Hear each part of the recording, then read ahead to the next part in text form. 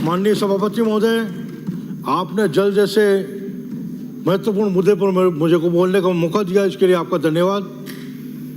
आज माननीय प्रतिपक्ष के सभी वरिष्ठ सदस्यों ने जिस तरह से इस समस्या के लिए उन्होंने अपने विचार रखे, और मैं कहूँ उन्होंने संत वाणी में जिस तरह से बात कही, मैं सबसे पहले उनको नमन करता हूँ। लगता है उधर बैठते ही राजनीति से ऊपर उठकर बातें करना, ये सब बातें याद आ जाती है जब सत्ता में होते हैं, जब सब ये कैसे राजनीतिकरण किया जाए हर विषय का, उसमें पारंगत हो जाते हैं। मैं इनकी भावनाओं को नमन करता हूँ कि कम से कम देर आए दुरुस्त आए। महोदय, जोधपुर में अमृत योजना के तहत केंद्र सरकार की अनुमोदित योजना में 341 करोड़ रुपए स्वीकृत हुए, और अब मैं सीधा जो माननीय सदस्य राजनीति से ऊपर उठकर काम करने की बात कर रहे थे, उनका जवाब देता हूं। 341 करोड़ की योजना, उसमें कार्यकारी एजेंसी बनाया गया जोधपुर नगर निगम उत्तर को, क्योंकि वहां कांग्रेस शासित बोर्ड है, जबकि 70% से अधिक काम था जोधपुर नगर निगम दक्षिण के हिस्से में, और उसकी डीपीआर बनाने में लग गए 2 साल। अपने लोगों को उपकृत करने के लिए किस तरह से सत्ता का दुरुपयोग किया गया, ये जोधपुर में अमृत योजना में देखने को मिला। मैं धन्यवाद देता हूं माननीय जन स्वास्थ्य अभियान जी के मंत्री जी को, राजस्थान के मुख्यमंत्री जी को। उन्होंने जैसे ही सरकार बदली, इस डीपीआर बनाने के काम में पीएचईडी को भी सम्मिलित किया। नहीं तो पहले जो विभाग जल की संबंधित योजना बनाने में पारंगत है, उसको डीपीआर बनाने में भी सम्मिलित नहीं किया गया, क्योंकि कुछ लोगों के विशेष उद्देश्य थे, और सीधा कहूं तो भ्रष्टाचार का खेल खेलना था। इसलिए जो पीएचईडी विभाग इस जल पूरा इसका मैनेजमेंट करता है, उसको डीपीआर से अलग रखा गया। माननीय सभापति महोदय, जोधपुर में जिस तरह का अमृत योजना 2 के तहत जो खेल हुआ, मैं चाहता हूं उसकी जांच की जाए, ताकि दूध का दूध पानी का पानी निकल सके, क्योंकि शुरुआत से कुप्रबंधन का शिकार हो गई ये जल अमृत 2 योजना।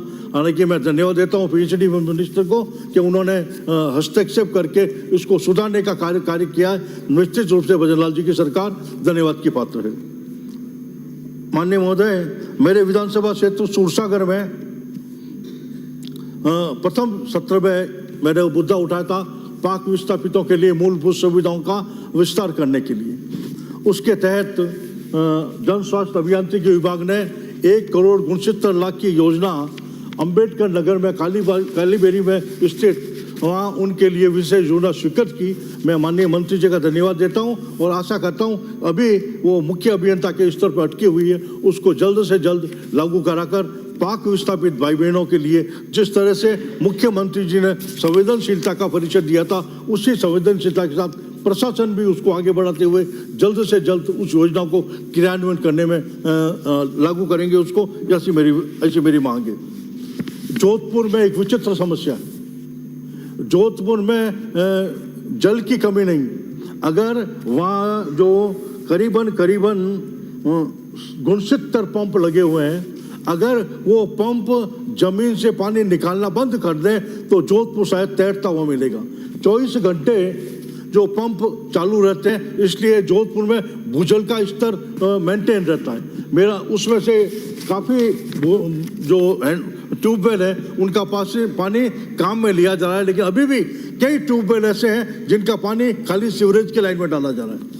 मेरा माननीय मंत्री महोदय से निवेदन है कि वो जो पानी अभी भी सीवरेज में जा रहा है, उसके समुचित उपयोग के लिए कोई न कोई योजना बने, ताकि दोनों समस्याओं का समाधान हो सके। एक तरफ तो जो भूजल का स्तर बढ़ता जा रहा है, इसलिए इस कारण से पुराने शहर में आज भी जब 2-4 दिन भी उसकी निकासी नहीं होती तो घरों में और बेसमेंट में पानी आ जाता है। मेरा निवेदन है उसके लिए भी कोई योजना बना के, और दूसरी तरफ पानी की एक बूंद के लिए तरस रहे।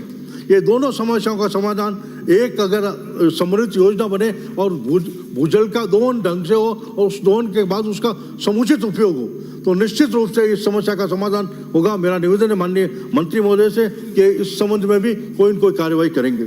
इसके अलावा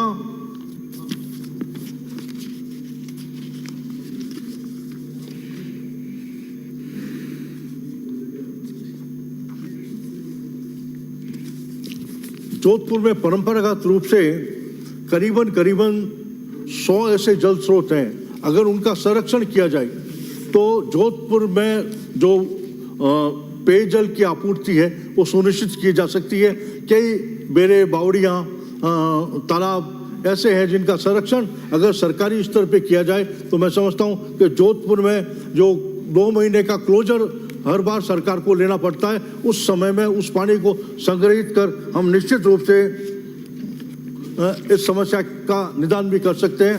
विशेषकर जोधपुर में जो इंदिरा गांधी नहर का पानी आता है वो पंपिंग स्टेशन संख्या 8 उसका विकल्प तैयार किया जाना आवश्यक है, क्योंकि अभी जब भी उसमें कोई खराबी आती है पानी की आवक रुक जाती है। और जोधपुर में जो अभी वाटर रिजर्वेयर है उसमें 8-10 दिन से ज़्यादा का पानी रिजर्व नहीं किया जा सकता। अगर लंबी अवधि के लिए कोई फॉल्ट हुआ तो मैं समझता हूँ जोधपुर में पानी की त्राही मच जाएगी। मेरा निवेदन है माननीय मंत्री महोदय से कि कायलाना, तखत सागर और इसका विकल्प के रूप में सुरपुरा और उमेश सागर बांधों इनको भी रिजर्वेयर के रूप में विकसित किया जाए, ताकि आने वाले समय में हम इस जो क्लोजर के समय जो समस्या आती है उसका ठीक से सामना कर पाएंगे।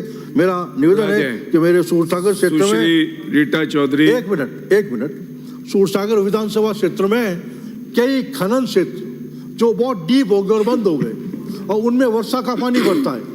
अगर उसका दोहन किया जाए तो बहुत बड़ी संख्या में हम, क्योंकि हम एक तरफ वर्षा जल संग्रहण की बात कर रहे हैं, मेरे विधानसभा क्षेत्र में पहले से ही जल संग्रहण की व्यवस्था है। अगर उन खानियों में पानी निकाल मैं सबसे पहले आपके मार्फत मंत्री महोदय का ध्यान आकर्षित करना चाहूंगी।